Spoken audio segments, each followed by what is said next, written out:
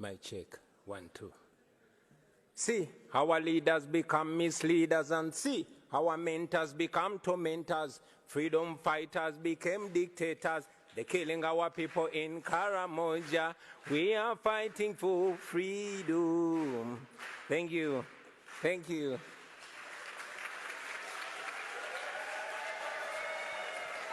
Thank you. Thank you very much. Thank you for the opportunity to share my story, which also represents the story of very many Ugandans that have endured human rights violations for the last 36 years. I never intended to get into politics, and neither did I pay much attention to the political space until my personal consciousness was awakened rudely by my personal humiliation at the hands of a security operative. I'm a musician, and in 2005, I was the hottest artist in town, singing about parties and girls and money. And so, like any other 23-year-old who is successful, I went out and bought a big fancy car, a Cadillac Escalade with spinning wheels and a personalized number plate, Ghetto. One day, I was at a nightclub in Kampala when a security operative pulled me out of my brand new car, slapped me in the face, and put a gun on my head. And he asked me, "Yo, why are you showing off? Don't you know that this country has owners?" I drove away humiliated, and this horrible feeling was all over me, a feeling of you deserved it. Because he was right, I thought I was safe as a celebrity, partying with the rich and powerful military generals, whining and dining with them. But I did not know that it didn't change the reality that I was just a boy from the ghetto, and that I would not be free from their oppressive rule until everyone in Uganda was free. That incident reminded me of the humiliation that many Ugandans faced every day. I couldn't forgive myself for having allowed my temporary and deceptive comfort and elevation from society to blind me from the plight of my fellow disadvantaged people. And I decided on that day that moving forward, I would be a voice of social justice. For 36 years, Uganda has been under the rule of General Yoweri Museveni. More than 85% of Ugandans have never seen another president in their lifetime. Not because the law allows it, no, but because he has always changed the constitution with the help of a compromised parliament, and he has always rigged elections with the help of a personalized military. But regardless of all this, the Western world continued to tolerate and enable General Museveni because he is considered a useful dictator, good for regional security and national stability, even if he bends a few rules. But that's not true. General Museveni rules Uganda with an iron hand. He deploys the military against the citizens and students. Those who oppose him are either put in prison, tortured, or killed. His administration ranks one of the most corrupt in the world. His family members and henchmen have plundered our nation at the expense of healthcare, education, and other social services. So, sitting there in my fancy car, beaten and humiliated, I knew I could not stay silent anymore. So, for the next 10 years, I dedicated my music to the plight of the common Ugandans and the fight for human rights. In 2016, General Museveni rigged the election and declared himself president again. And that's when I decided that if the parliament could not come to the ghetto would go to the parliament. In 2017, thank you. In 2017, I decided to run for a parliamentary seat. Our constituency campaign turned into a national campaign, and we won the seat with 80%. Then we started the People Power movement to awaken a generation of young Ugandans, talking to them about democracy and explaining to them why they must get involved. This annoyed General Museveni, and from then we were branded as enemies. In 2018, while on a campaign trail in the northern Ugandan district of Arua, General Museveni decided that it was too much for him to take. He alleged that our supporters had stoned his motorcade, and for that reason, the military was given orders to shoot and kill. I had just stepped out of my car when suddenly I heard gunshots. Blah, blah, blah. My driver and friend, Yasin Kauma, was shot dead in the car seat that I had been occupying just a few minutes earlier. I took a picture of him and tweeted it, him lying in a pool of blood.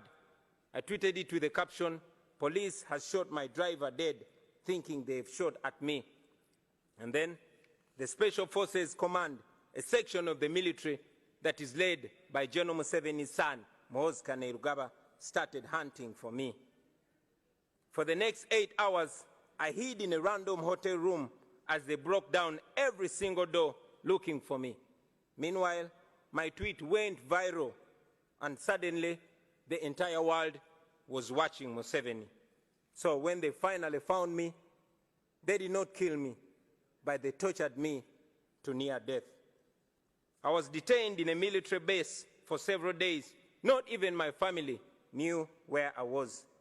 I later learned that people protested in very many parts of the world calling for my release. And for this, I am forever grateful, because if it was not for that pressure, I'm sure I would not be alive to talk to you today. In a military court, I was charged with the offense of annoying the president, treason, and illegal possession of firearms. They displayed 2 machine guns to prove that. And of course, these were trumped-up charges. Out of shame, the firearms charges were later dropped and the guns disappeared. 2.5 years later, that case has not been heard. So, in 2019, I announced that I was running for president. Now, under General Museveni's Uganda, that means 3 things. It either means prison, or being forced into exile, or death. But we were ready for all that. And yes, that's exactly what happened. We endured the most horrifying campaign, the most violent campaign, the most brutal and murderous campaign you can ever imagine. In November 2020, I was arrested for allegedly violating COVID-19 regulations, a convenient excuse for Museveni to suppress his political opponents. Our supporters protested against my illegal detention, and the military went on rampage. They shot and killed hundreds of people. But of course, General Museveni came out and said that they killed only 54 protesters. Thousands were arrested, and instead of the accountability for the massacre, General Museveni came out and praised the military for a job well done. A few days later, my bodyguard and friend, Frank Senteza, was deliberately run over and killed by a military police car.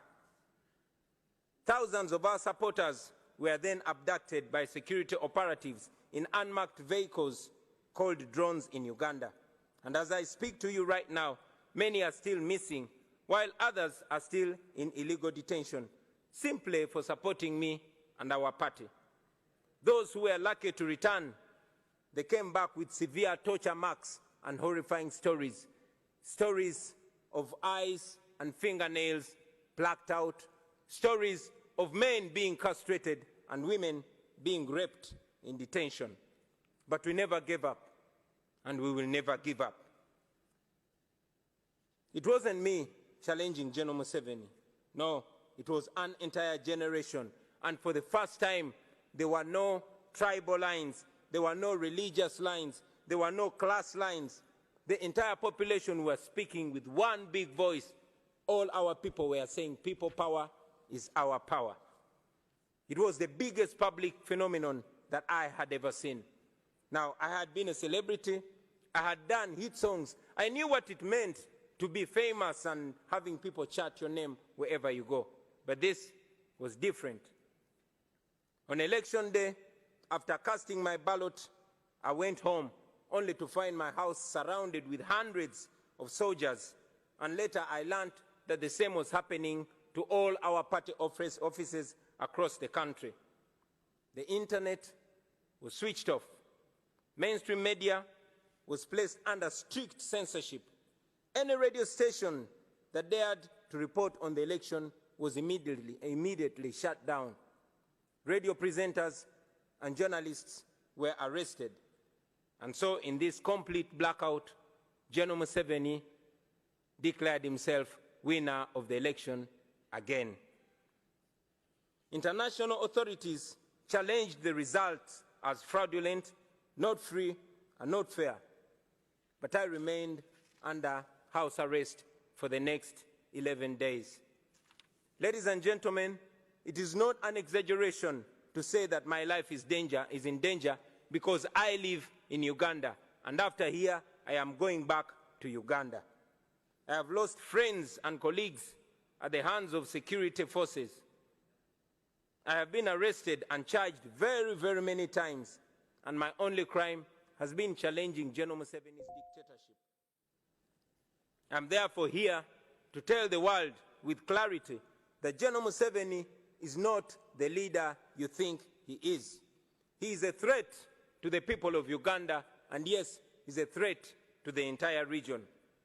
The international community has already recognized that the 2021 election in Uganda was neither free nor fair. And it's important that these words are followed with firm actions. First, we call upon the world leaders to stop shaking General Museveni's blood-stained hands through funding and cooperation.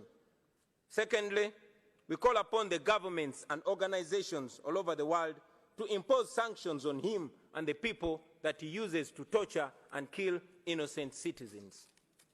Thirdly, we call upon all those who value democracy and human rights and the rule of law to isolate General Museveni because he has distinguished himself as an excellent violator of human rights who has no respect whatsoever for human life and human dignity.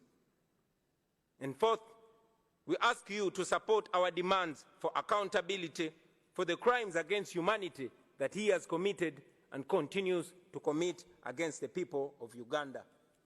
Now, for far too long, the Western world has believed that allowing dictators to hold their nations hostage is an unacceptable cost for perceived security.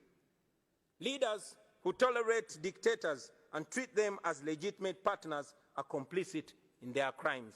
Please do not be partners in crime. Do not sacrifice your moral obligation. Do not sacrifice your moral obligation for short-time convenience. Please stand on the right side of history. I thank you.